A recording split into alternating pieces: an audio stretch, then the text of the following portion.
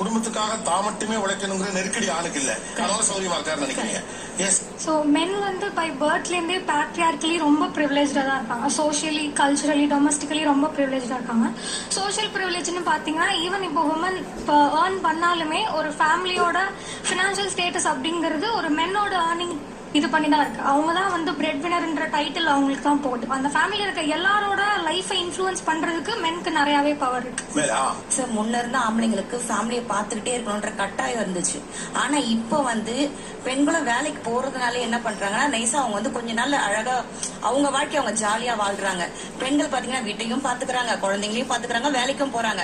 எல்லா பிரஷரும் வந்து இப்ப பெண்களுக்கு தான் அதிகமா விழுது. ஒரு 80களில் அப்பா கண்ட ஒரு இறுக்கமான முகம் இருந்துச்சு. ஆனா இன்னைக்கு உங்களுக்கு பெரிய அளவுக்கு சோசியல் இல்ல சார், பெண்களும் எவ்வளவு பண்ணாலும் அவங்களுமே வெளியே போகும்போது மனைவிமாரோட குடும்பத்தை பாத்துக்குவாங்க, ஒழுக்கமா செய்வாங்க, வீட்டுல இருக்க எல்லாமே செய்வாங்க. எப்பவுமே சந்தேகப்படுறதுலயா இருக்கீங்க? அக்செப்ட் பண்ண தயார் சார். எல்லாமே கரெக்டா பண்ணிட்டா அக்செப்ட் பண்ண தயார். பாத்தீங்களா, எல்லாத்தையும் கரெக்டாலாம் பண்ண மாட்டான்.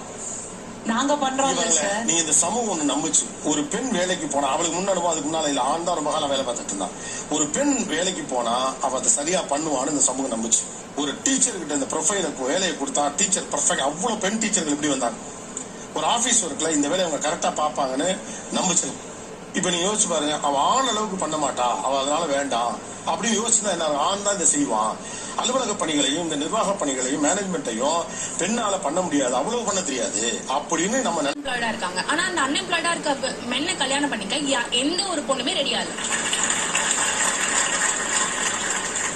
கேஸ்ட் பேசிஸ்ல ஒரு முன்னுரிமை கொடுத்தாங்கல்ல, அத குத்தம் சொன்னா நம்ம ஏத்துப்போமா? அந்த மாதிரி இருக்கு. Correct ma'am. அதாவது இது நான் வந்து குத்தம் சொல்லணும்னு நினைக்கல. அதாவது பெண்களுக்கு வேலை கொடுக்காதீங்கன்னு நான் சொல்லல. ஆண்கள் வேலை இல்லாம இருக்கிறத அக்செப்ட் பண்ணிக்கோங்கன்னு சொல்றேன். நம்ம ஏன் ஒரு